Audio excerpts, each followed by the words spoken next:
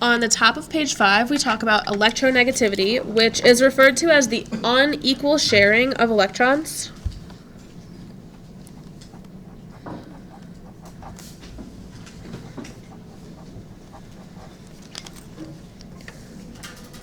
So this trend becomes really important when we talk about bonding. You will probably use an electronegativity chart when learning about polarity. So I'm going to just write that word up here. It doesn't matter for now, but later on we'll use it. So polarity happens when there's a large electronegativity difference. So it's the unequal sharing of electrons. I'll put of electrons down here. And what it actually measures is an atom's ability to hog the electrons.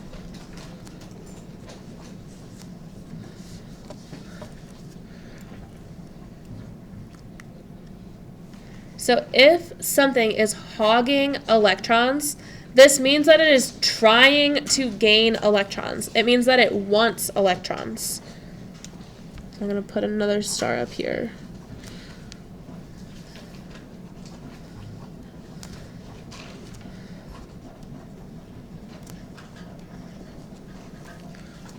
If it's going to hog electrons, the only reason that something is going to hog electrons is because it wants to gain those electrons.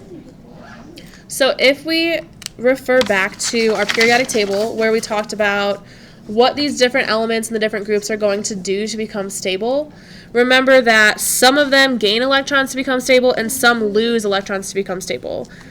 If it is a positively charged cation that is losing electrons to become stable, so something like in group 1 are alkali metals, are alkaline earth metals, or group 13 over here with a positive 3 charge, these are all trying to lose electrons. Since they're trying to lose them, they don't really want to hog the electrons. They're not trying to gain electrons because that's not going to make them more stable. The elements that are trying to gain electrons are the ones that end up with a negative charge. So that's going to be this group, and this group. These three will have the higher electronegativities because they want to gain electrons. And then it's just a matter of basically how desperate that atom is to gain an electron or steal it from somebody else, or not necessarily steal it, but hog it when they're being shared. So if I go back to this page, this chart of electronegativities has actual values associated with it. So based on looking at the values, can you tell which element has the highest electronegativity?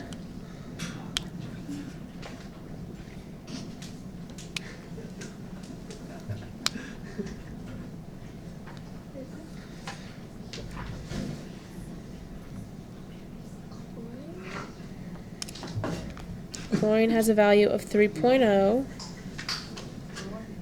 That's fairly high. What? Oxygen says 3.5. That's fairly high. Fluorine. Yes. All right. Fluorine is the one with the highest electronegativity. So the most electronegative element is fluorine, which means that the closer you get to fluorine, the higher your electronegativity. So as you move from bottom to top up a group, or from left to right across a period, you are getting more electronegative. What you should also notice is that your noble gases have no electronegativity values listed, and this is because they don't want to gain electrons. So all of your noble gases are already stable. They already have a full valence shell. They don't want to gain electrons. They're not going to try to hog electrons. They're not participating in any kind of bonding or sharing. They've got what they need. If a noble gas gains an electron, it's no longer stable, and that's the opposite of what any of these atoms are trying to do. So the noble gases aren't playing the electronegativity game.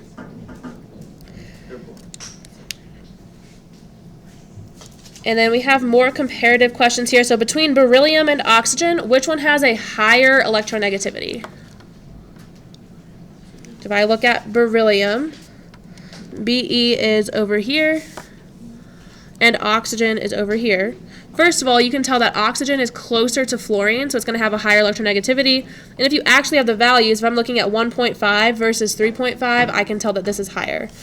So oxygen has a higher electronegativity. And then lower electronegativity, you can think of it as further away from fluorine, or again, you can just look at the actual values of the numbers between nitrogen, which is right here, and antimony, which is down here. So 3.0 versus 1.9, this one is lower. So SB has a lower electronegativity.